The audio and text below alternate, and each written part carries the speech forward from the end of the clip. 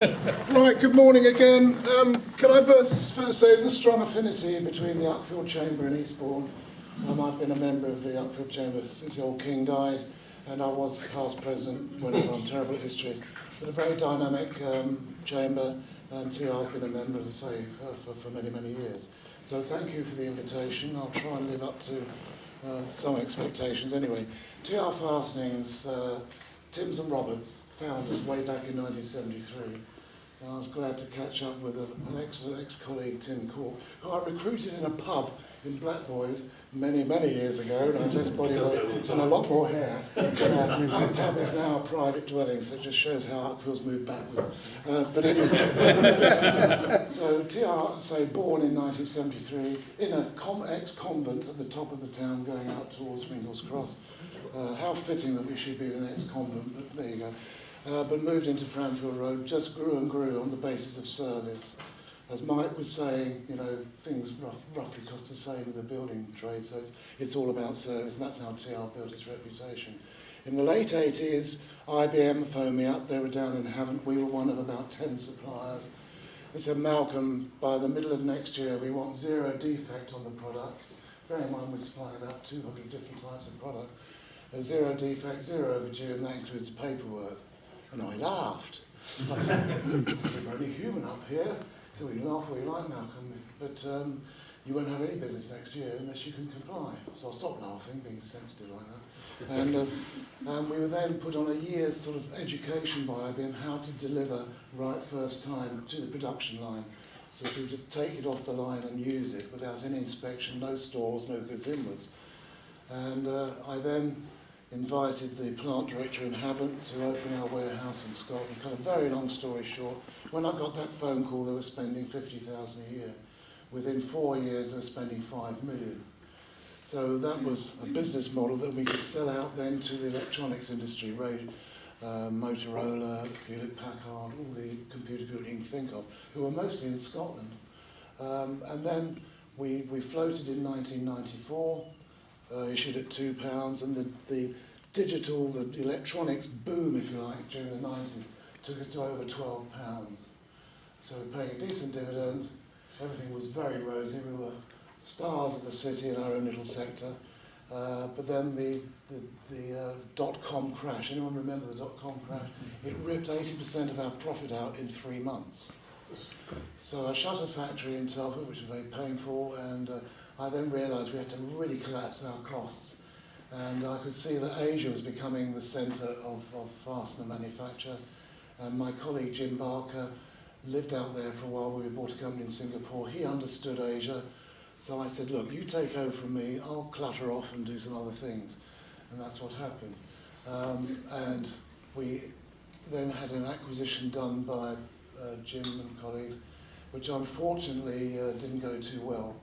Jim said he'd retire after 5 years from taking over from me, handed over to the guy that was running this acquired business, and the whole thing just went to brown stuff, basically.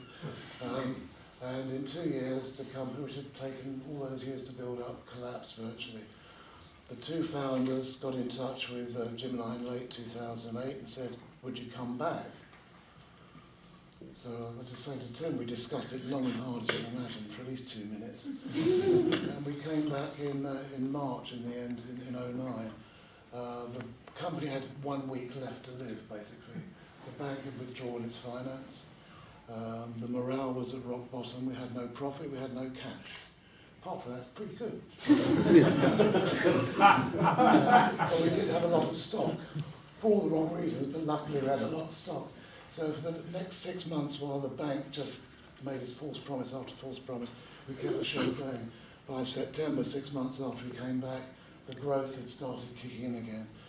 When we came back, the turnover was just over 80 million and a £15 million loss. This year, the city expects us to do 160 million and 15 million profit. And I take no credit for that at all. Turning it round, I promise you, was easy. It was all about the people. And if you lose the culture, you know, and that's what happened, the culture was ripped out of the company. And when I came back, it was very emotional. We had a big open plan office, which Tim will know very well.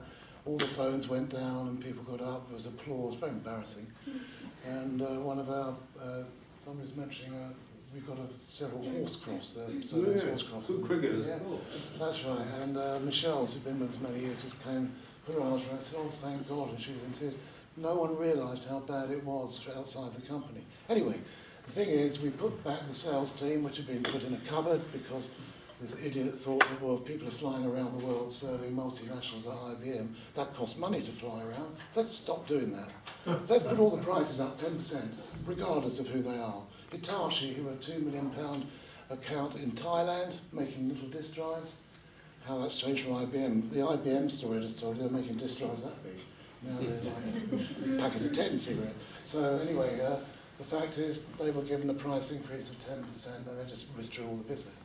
So that's the sort of fun and games of if you have a dictatorial management and you don't treat people as you'd like to be treated yourself. So the turnaround was dead easy. Put sales back, encourage the people to do their best, trust them a lot. We do not micromanage any of our businesses. We now employ nearly 1,200 people, 17 countries. We manufacture in 5 factories around Asia. One we bought 2 years ago in Italy, and we just bought a distributor in Germany. So the business is now doing very well despite all the doom and gloom. Do not believe all you read or hear through the media. They peddle bad news. And personally, I think they make a very, regrettable contribution to business lack of confidence. It's just, if you have a low level of optimism, you're not going to invest. So back to TR, as I say, it is now under a new CEO, Mark, who took over from Jim. Jim and I decided that when he retired last September, Mark, who was the finance director, would be the best person to take over. We had a lot of pressure from a couple of brokers in the city, you should go out and play the field. But we have a terrible track record of recruiting people from outside at high level. The body rejects the transplant, basically. So homegrown. We've had a lot of success, for example, with apprenticeship schemes. We realised about 4 years ago, this is Jim's idea, he's just retired, that many youngsters don't want to go to university now or can't afford to because of the fees. So we went to the college and talked to sixth formers, and we've now taken about 6 a year, and some of them are really doing very, very well. So it's not about degrees, it's about attitude more than anything, we find.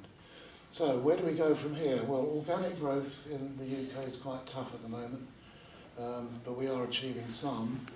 Europe is doing very well. We have places spread around Europe, and they're doing very well at the moment. So again, Europe is not dead. America is doing, we've only got a small company in America, but that's growing very quickly. You'd be amazed how much is made in Mexico under American brand names. Massive assembly going on. I also had a meeting last week with UKTI, one of the few government departments I've got a bit of respect for. And did you know Slovakia and Czech, each country makes over 1 million cars a year. Now I was going to show you, so what do we do then? Because it's all nuts and bolts. Is that the ones you get from B&Q? Well, not quite. I've touted this around for quite a while. There's 2,000 screws in there. Don't ask me where they went because I was given those, but I know what that is. That's a Proton engine bolt, and that's made in our Malaysian factory. The Italian company we bought, have you ever bought a washing machine and then had to throw away either a piece of metal or a bolt? That is the modern way of doing it, and the guy who runs the Italian business, he designs these, so we are now, our biggest customer is the group now, which is Whirlpool, Indesit, Bosch, and they're now spending 7 million a year on fasteners. So quite important. And when, but that is a part that it started off, the customer wanted that. Now, I'm not even going to ask you what this is part of the seat sliding mechanism for Nissan, all Nissan models made in Sunderland. They wanted one of these. You can see it's a bit of an odd shape. He said, you don't want to do that, you want to do this to make it a lot easier. That's been cut by water. And basically that is now in every, a group of those are in every Nissan that's made in Sunderland. And also there's a lot of coordination of platforms for cars. The Audi A3 is the same platform as the Golf, is the same as the Seat Leon, is the same as the Skoda Octavia. So once you get specified on one platform, you get a multiplier effect. So we're supplying parts for first-tier manufacturers of seats and dashboards, and one or two of them are using the same part in America as they are in Spain, as though we just recruited somebody to run a Spanish division, as they are in China. So every Jaguar Land Rover, every Nissan, every BMW Mini, and what else? We don't do Ford, don't do Vauxhall, but all those cars actually contain TI fasteners. So not many people knew that. No. But in good old downtown Uckfield, Tim will know about these, we make fasteners for sheet metal. That's just a display one, obviously wouldn't have a bit with so many fasteners, but in Uckfield that's still doing very well, manufacturing in East Sussex. We're now more productive with, I'm afraid, half the people than we were 15 years ago, because we changed the method of manufacture. So the continuous improvement message is always there. One little thing, it's largely smoke and mirrors, but I introduced 3D printing about 3 years ago, so we can now make prototypes for customers. Don't work very well because they're plastic. If it's a new concept, at least they can see, you know, they can try it for fit and everything else, and we'll be advancing into a much better machine very shortly. So, good old TR, as I say, when you go to parties, people say, what do you do? Because they want to get a fix on you, don't they? Oh, I sell nuts and bolts. It's amazing what people make a living out of. You know. Help yourself to drink, I'm going to find a brain surgeon to talk to. Anyway, the thing is that it is I don't know, I've become a bit of an anorak, you know, so anywhere I go which has got fasteners and I start looking at it. My wife has accepted that for me, because I've been with the old firm now nearly 40 years, we had it all up. So we had our 40th anniversary 3 years ago, and what is really encouraging is that out of the 1,200 odd people, over 500 have been with us at least 10 years. So despite the rough ride we had in 2007 to 9, a lot of people hung on in there. Unfortunately, we lost some very good people also, but you can't reverse history, unfortunately. But I think we've got mostly happy bunnies now. We're paying bonuses the best we've ever paid in our history last year. Hope it continues, but who knows? This year's got a sort of a mixed weather forecast, hasn't it, economically? I don't know if you've got any views on Brexit. I keep getting asked about that now. Has a chamber taken a view at all? At the moment, we're being politically neutral. Sitting on the fence. That's where you get splinters. Well, what do you think? I decided that I'd better do something, because when I was being asked, and sometimes being asked on video, which is always dodgy. I don't do social media, but those other people do, so you never know what's going to happen. So I said, from a personal point of view, Brussels does my head in.